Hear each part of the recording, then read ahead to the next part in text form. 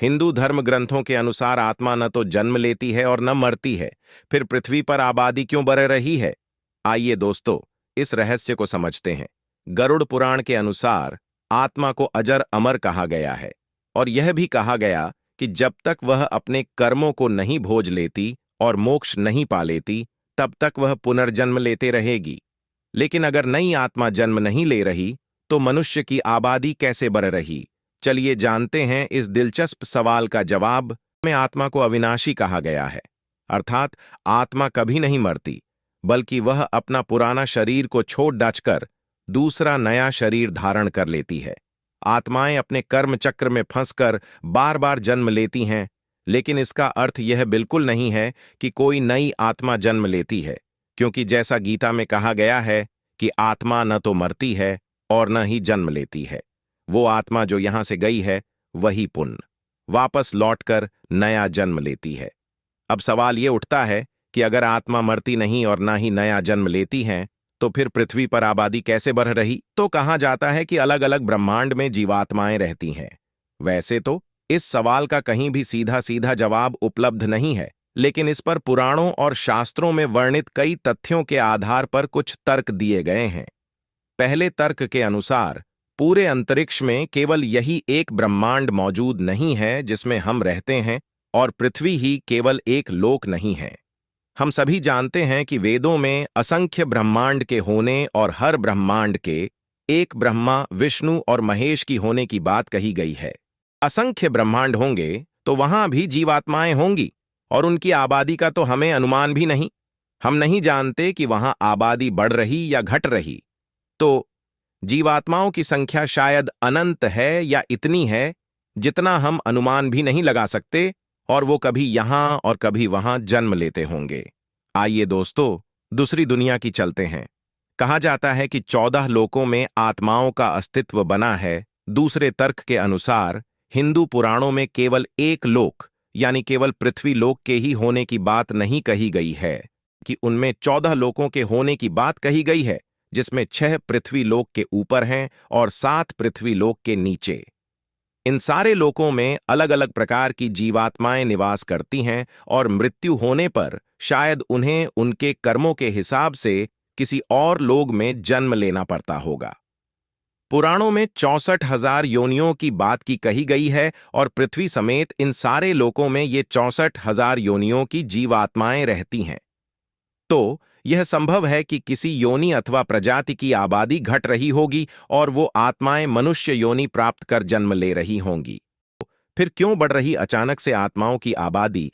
तीसरा तर्क उन आत्माओं को लेकर दिया जाता है जो जल्दी जल्दी जन्म नहीं लेती, बल्कि पृथ्वी लोक, अधोलोक, स्वर्गलोक अथवा किसी अन्य लोक में जन्म लेने का इंतजार कर रही हैं।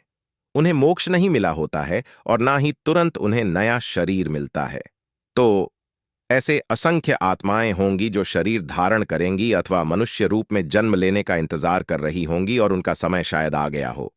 इन सारे तर्कों से यह समझ आता है कि हम इस पृथ्वी पर जितनी जीवात्माओं की कल्पना करते हैं, आत्माएं उनसे कहीं अधिक अलग अलग रूप में अलग अलग उद्देश्यों की पूर्ति कर रही हैं, और शायद उनमें से कुछ थोड़ी ही अधिक संख्या में अपना इंतजार खत्म कर मनुष्य योनि में जन्म ले रही हैं। वैसे कलयुग में मनुष्य योनि में जन्म लेना भी कितना सार्थक है, यह केवल ज्ञानी पुरुष ही समझा सकते हैं। ये दोस्तों, थोड़ा पुनर्जन्म के बारे में जान लेते हैं। पुनर्जन्म होता क्या है? पुनर्जन्म की उत्पत्ति एक लैटिन शब्द से हुई है, जिसका शाब्दिक अर्थ है फिर से देह में प्रवेश करना। पुनर्जन्म इस विश्वास को संदर्भित करता है कि प्रत्येक मनुष्य या कुछ संस्कृतियों में सभी जीवित प्राणियों का एक पहलू मृत्यु के बाद भी मौजूद रहता है। यह पहलू आत्मा या मन या चेतना या कुछ पारलौकिक हो सकता है, जो अस्तित्व के एक परस्पर चक्र से अलग अलग है, और इसकी कल्पना एक नवजात मनुष्य या जानवर, पौधे या आत्मा के रूप में, या अस्तित्व के किसी अन्य गैर मानवीय क्षेत्र में एक प्राणी के रूप में की जाती है। 16 एक वैकल्पिक शब्द स्थानांतरण है, जिसका अर्थ एक जीवन शरीर से दूसरे जीवन में प्रवास है। 17 इस शब्द का प्रयोग कर्ट गोडेल 98 जैसे आधुनिक दार्शनिकों द्वारा किया गया है, और यह अंग्रेजी भाषा में प्रवेश कर गया है। पुनर्जन्म का ग्रीक समकक्ष मेटामसाइकोसिस मेटा परिवर्तन और एम्पसीखॉन आत्मा डालना से निकला है। इनांतोनीस यह शब्द पाइथागोरस के लिए जिम्मेदार कभी पर्यायवाची रूप से इस्तेमाल किया जाने वाला एक और ग्रीक शब्द है पलिंजेंसिस फिर से जन्म लेना।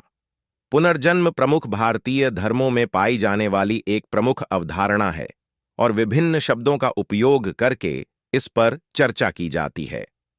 पुनर्जन्म या पुनर्जन्म संस्कृत पुनर्जन्म पुनर्जन्म स्थानांतरण की चर्चा हिंदू धर्म, बौद्ध धर्म और जैन धर्म के प्राचीन संस्कृत ग्रंथों में की गई है, जिसमें कई वैकल्पिक शब्द हैं जैसे कि पुनर्वत्ति, शौका, पुनर्जाति, पुनराजाति, पुनर्जीवतु। का मानना है कि यह पुनर्जन्म चक्रीय और अंतहीन संसार है जब तक कि कोई आध्यात्मिक अंतर्दृष्टि प्राप्त नहीं करता है जो मुक्ति की ओर ले जाने वाले इस चक्र को समाप्त करता है। पुनर्जन्म की अवधारणा को भारतीय धर्मों में एक ऐसे कदम के रूप में माना जाता है जो प्रत्येक लक्ष्यहीन बहाव, भटकने या सांसारिक अस्तित्व के चक्र को शुरू करता है, लेकिन यह नैतिक जीवन के माध्यम से आध्यात्मिक मुक्ति पाने का एक अवसर है और एक ध्यान, यौगिक मार्ग या अन्य आध्यात्मिक प्रथाओं की विविधता। वे पुनर्जन्म के चक्र से मुक्ति को अंतिम आध्यात्मिक लक्ष्य मानते हैं और मुक्ति को मोक्ष, निर्वाण, मुक्ति और कैवल्य जैसे शब्दों से पुकारते हैं। हालांकि बौद्ध, हिंदू और जैन परंपराएं प्राचीन काल से ही अपनी धारणाओं और उनके विवरण में भिन्न रही हैं कि क्या पुनर्जन्म होता है, कैसे पुनर्जन्म होता है और क्या मुक्ति की ओर ले जाता है। गिलगुल नेशामोट या गिलगुले हा नेशामोट हिब्रू, कबालीवादी यहूदी धर्म में पुनर्जन्म की अवधारणा है। अश्केनाजी यहूदियों के बीच बहुत से यहूदी साहित्य में पाई जाती है। गिलगुल का अर्थ है चक्र और नेशामोट का अर्थ है आत्माएं। कबालीवादी पुनर्जन्म कहता है कि मनुष्य केवल मनुष्य के रूप में ही पुनर्जन्म लेता है जब तक कि ईन सोफ ईश्वर नहीं चुनता। पुनर्जन्म की धारणा की उत्पत्ति अस्पष्ट है। 36 इस विषय की चर्चा भारत की दार्शनिक परंपराओं में दिखाई देती है। ग्रीक पूर्व सुकराती लोगों ने पुनर्जन्म पर चर्चा की और यह भी बताया गया है कि जन्म और मृत्यु के चक्र, संसार और मुक्ति की अवधारणाएं आंशिक रूप से तपस्वी परंपराओं से उत्पन्न हुई हैं, जो पहली सहस्राब्दी ईसा पूर्व के मध्य में भारत में उत्पन्न हुई। पुनर्जन्म के विचार का पहला पाठ्य संदर्भ ऋग्वेद, यजुर्वेद और में मिलता है, उपनिषदों में मिलता है। बुद्ध और महावीर उत्तर वैदिक काल लगभग 1100 लगभग 500 ईसा पूर्व में मिलता है। हालांकि इसका कोई प्रत्यक्ष प्रमाण नहीं मिला है। गंगा घाटी की जनजातियों या दक्षिण भारत की द्रविड़ परंपराओं को पुनर्जन्म मान्यताओं के एक अन्य प्रारंभिक स्रोत के रूप में प्रस्तावित किया गया है। पुनर्जन्म संसार का विचार प्रारंभिक वैदिक धर्मों में मौजूद था।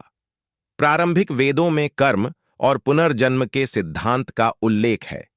यह प्रारंभिक उपनिषदों में है, जो बुद्ध पूर्व और महावीर पूर्व हैं, जहां इन विचारों को सामान्य तरीके से विकसित और वर्णित किया गया है।